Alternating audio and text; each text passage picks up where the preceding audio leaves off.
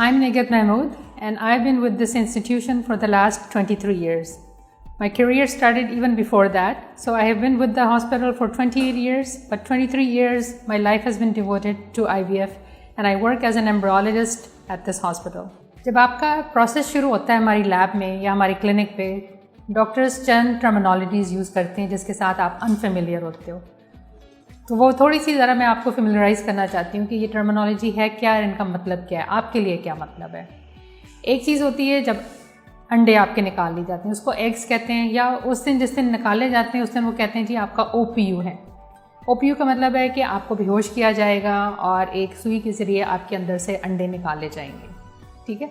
और जब वो अंडे निकाल लेते हैं, फिर उसके बाद जब स्पर्म्स के साथ मिलाप करते हैं, जो उसका रिज़ल्ट आता है उसको फर्टिलाइजेशन कहते हैं, यानी कि बच्चे का बीज बनना। जब फर्टिलाइजेशन हो जाती है तो फिर फर्दर उसकी डेवलपमेंट होती है, आगे डेवलप होते रहते हैं, डे बाय डे उसकी नशोनुमा जो है बदलती रहती है। फिर एम्ब्रियोलॉजिस्ट जो है शायद आपको कॉल करे या हमारी लैब से आपको कॉल आए कि जी आपकी एम्ब्रियो की डेवलपमेंट शुरू हो गई है, कि आपका एम्ब्रियो बनना शुरू हो गया है। इसका मतलब है कि वो बीज जो बना था अब बीज आपका आगे बढ़ गया हुआ है।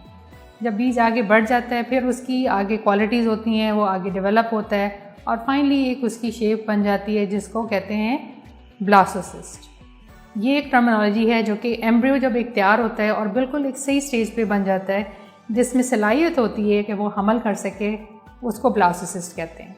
तो एम्ब्रियो बन के जब वो ब्लास्टोसिस्ट तक पहुंच जाएगा, इसका मतलब है कि अब उसके अंदर सलाहियत है कि उसको हम ट्रांसफ़र कर सकें। लेकिन उससे भी एक स्टेप पहले अगर सोचें, वो बीज अच्छा होना चाहिए, यानी कि वो ब्लास्टोसिस्ट अच्छी क्वालिटी का होना चाहिए।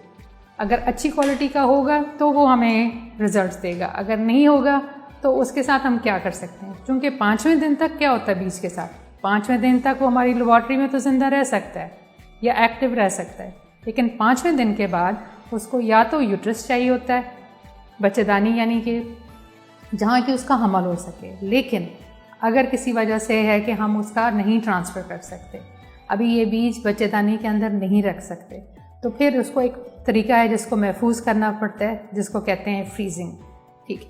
फ्रीज़ करके वो एम्ब्रियो महफूज कर लिया जाता है, जो कि फ्यूचर 2 से 3 माह बाद अगर ट्रांसफ़र किया जाए, लेके आपके बच्चेदानी में डाला जाए, तो आपके चांसेस बेहतर होते हैं।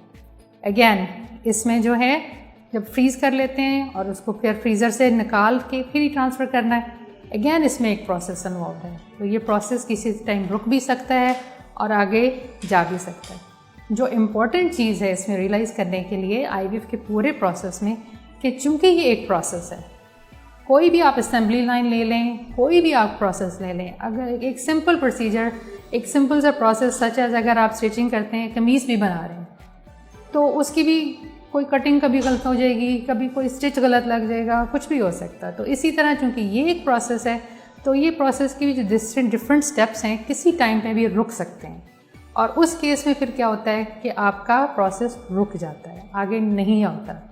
और ये सिर्फ चूँकि नेचर, इसमें और बहुत सारी चीज़ें हैं जो इन्वॉल्व होती हैं जिस वजह से आपका प्रोसेस नहीं चल रहा होता।